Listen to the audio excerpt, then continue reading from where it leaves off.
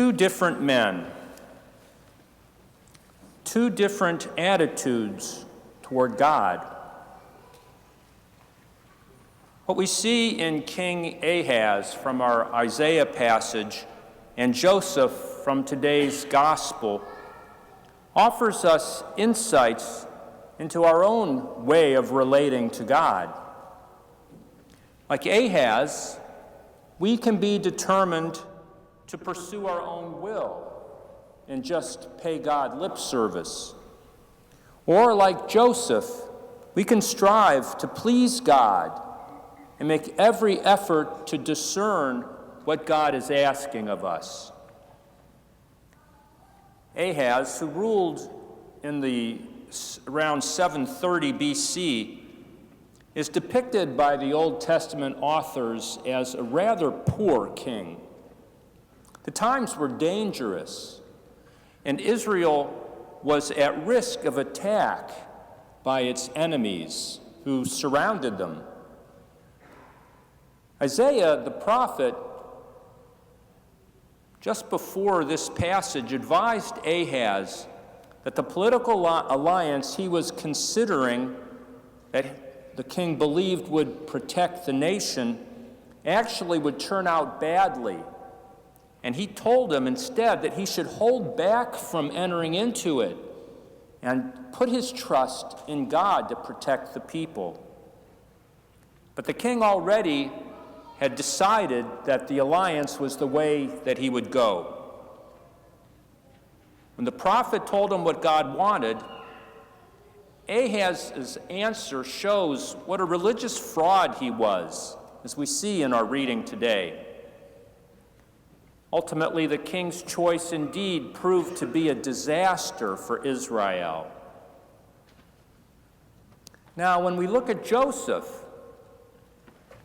we're told in Matthew that he was a righteous man, which means he was determined ever to do his best to follow God's will. As a Jew, for guidance in this, he looked to the Mosaic Law, the first 5 books of the Old Testament. That law was very clear regarding Mary's predicament. As a woman pregnant out of wedlock, she was an abomination to God and was to be stoned. Now, though Joseph was a righteous man, he wanted to do his best to spare Mary this fate. And so, as we're told in the scriptures today, his resolve was to quietly divorce her. But then God weighed in. God told Joseph that there was a way that he wanted him to go, that perhaps he was not his first choice, but Joseph agreed to follow God's will, being the righteous person he was. And so, unlike Ahaz, he listened and he took Mary into his home. Thus, she was spared the fate that would have been hers otherwise, and her baby was preserved. What God wills always comes about. And salvation has been God's will for creation from the very beginning. The writings of the Old Testament offer us many examples of this, including Noah's Ark, the parting of the Red Sea for the Israelites fleeing slavery in Egypt, and their return from 50 years of exile in Babylon. Another example is what we just heard in our reading from Isaiah, that a virgin would conceive and bear a son and be named Emmanuel. Centuries later, God brought this about through Mary. Brothers and sisters, All of us are God's instruments to achieve his goals. But whether or not we cooperate is up to us. Ahaz did not. Unlike the other people found in today's readings, Isaiah, Paul, Mary, and Joseph. This ancient king, unfortunately, succumbed to worldly priorities, and we're all at risk of doing that. None of us is exempt from that temptation, a temptation that can deafen us to God's call in our lives. That we may serve as his instruments, God speaks to us as he spoke to Ahaz and Joseph. He similarly spoke to Mary when the angel Gabriel announced to her that God had chosen her to bear God's Son. As for Paul, several times in the New Testament, we hear about the call that he received from God, which to the amazement of Christians transformed him from one who was persecuting them to one who would spread the good news of salvation in a way that really outpaced almost everybody else in his time. My friends, let us not think that these people were exceptional insofar as being recipients of communication from God. For that is not at all the case, since in actuality, the exception would be not to hear from God.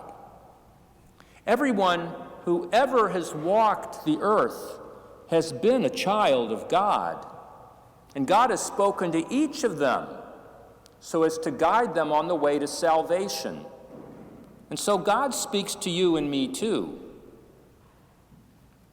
He spoke to Joseph, and Joseph listened. He spoke to Ahaz, and Ahaz turned a deaf ear. May each of us imitate Joseph, so that we too might serve as God's instruments in the work of salvation. Confronted with a wrenching decision about how to respond to Mary's pregnancy, Joseph sought to discern God's will. God speaks to us through the Bible, and Joseph, as a righteous man, would have known the Hebrew Scriptures through and through. Besides the Bible, we listen to our fellow believers who are wise in the faith. Isaiah was such a man, but Ahaz refused to pay attention to him, to the detriment of his people. The teachings of the church also serve as a treasury of invaluable guidance granted us through the Holy Spirit. Sometimes God does speak to us in other ways. I don't know if you've ever experienced the guidance of God through dreams. In the scriptural times, this was often a mode by which God communicated with people.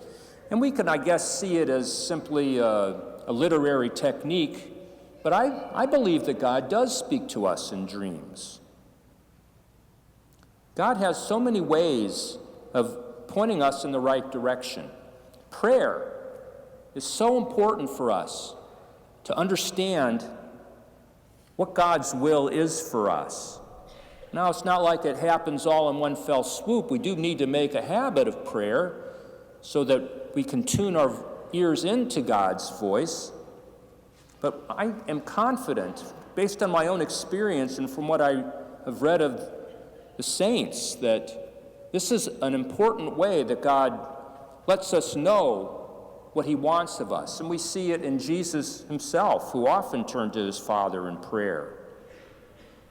But besides prayer, let us not neglect the sacraments of Eucharist and reconciliation, which are a very critical way in which we feed our souls. God does not keep his will secret. He indeed communicates with us, every one of us. He wants us to know what he's asking of, and he does tell us. And why? So that we can go forth from here and serve as his instruments in the work of salvation. And so, brothers and sisters, those are our marching orders. Joseph listened. Let us listen and serve God with all our hearts.